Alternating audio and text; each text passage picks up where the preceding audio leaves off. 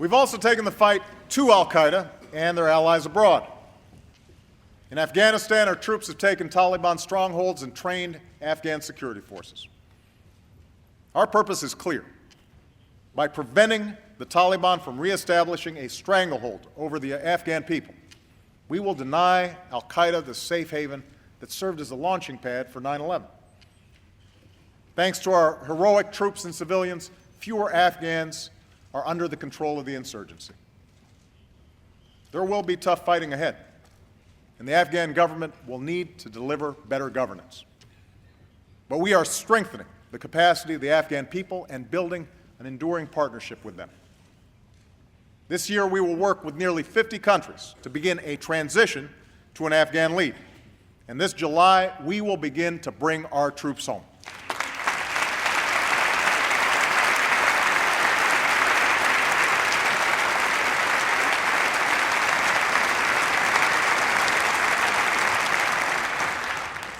In Pakistan, al-Qaeda's leadership is under more pressure than at any point since 2001.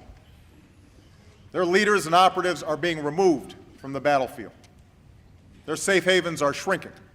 And we've sent a message from the Afghan border to the Arabian Peninsula to all parts of the globe. We will not relent, we will not waver, and we will defeat you.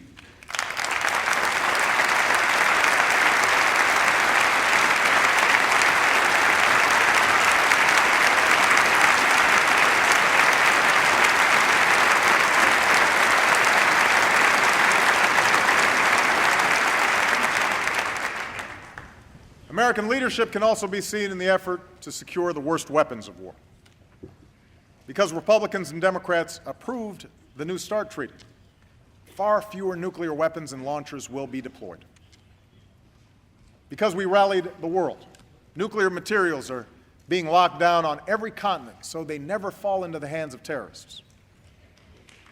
Because of a diplomatic effort to insist that Iran meet its obligations, the Iranian government now faces tougher sanctions, tighter sanctions than ever before.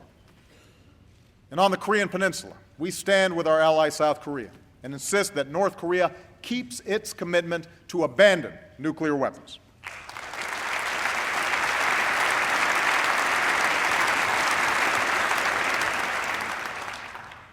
This is just a part of how we're shaping a world that favors peace and prosperity.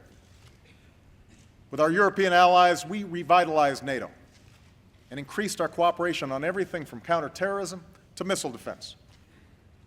We've reset our relationship with Russia, strengthened Asian alliances, built new partnerships with nations like India.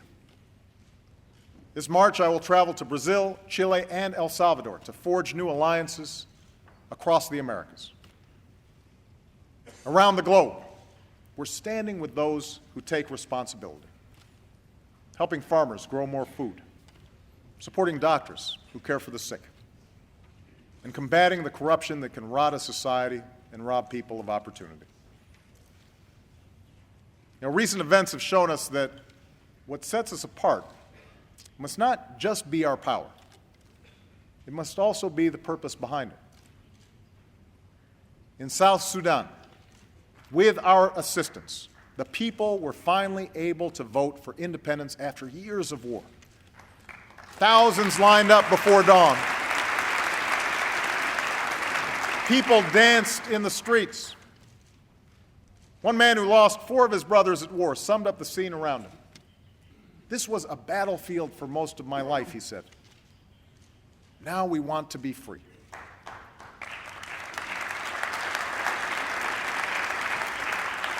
And we saw that same desire to be free in Tunisia, where the will of the people proved more powerful than the writ of a dictator.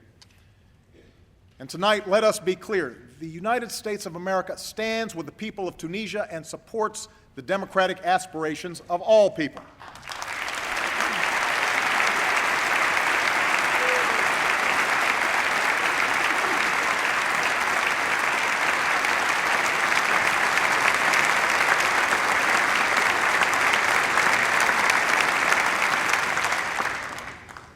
We must never forget that the things we've struggled for and fought for live in the hearts of people everywhere. And we must always remember that the Americans who have borne the greatest burden in this struggle are the men and women who serve our country.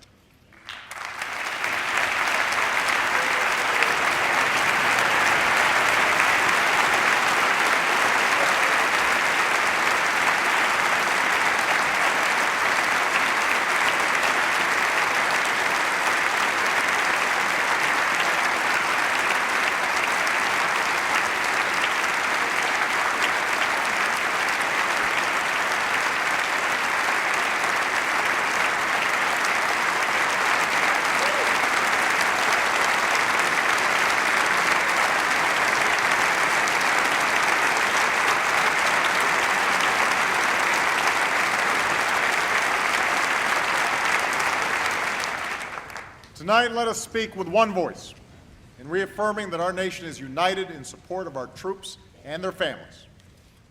Let us serve them as well as they've served us, by giving them the equipment they need, by providing them with the care and benefits that they have earned, and by enlisting our veterans in the great task of building our own nation. Our troops come from every corner of this country. They're black, white, Latino, Asian, Native American. They are Christian and Hindu, Jewish and Muslim. And yes, we know that some of them are gay.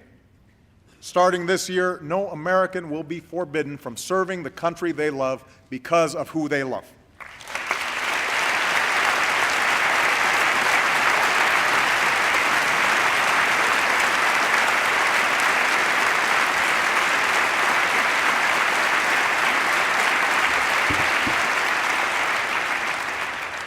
And with that change, I call on all our college campuses to open their doors to our military recruiters and ROTC. It is time to leave behind the divisive battles of the past.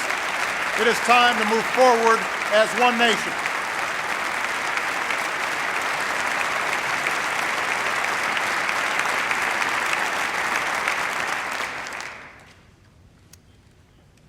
We should have no illusions about the work ahead of us. Reforming our schools, changing the way we use energy, reducing our deficit. None of this will be easy. All of it will take time. And it will be harder because we will argue about everything. The costs, the details, the letter of every law. Of course, some countries don't have this problem. If the central government wants a railroad, they build a railroad, no matter how many homes get bulldozed. If they don't want a bad story in the newspaper, it doesn't get written. And yet, as contentious and frustrating and messy as our democracy can sometimes be,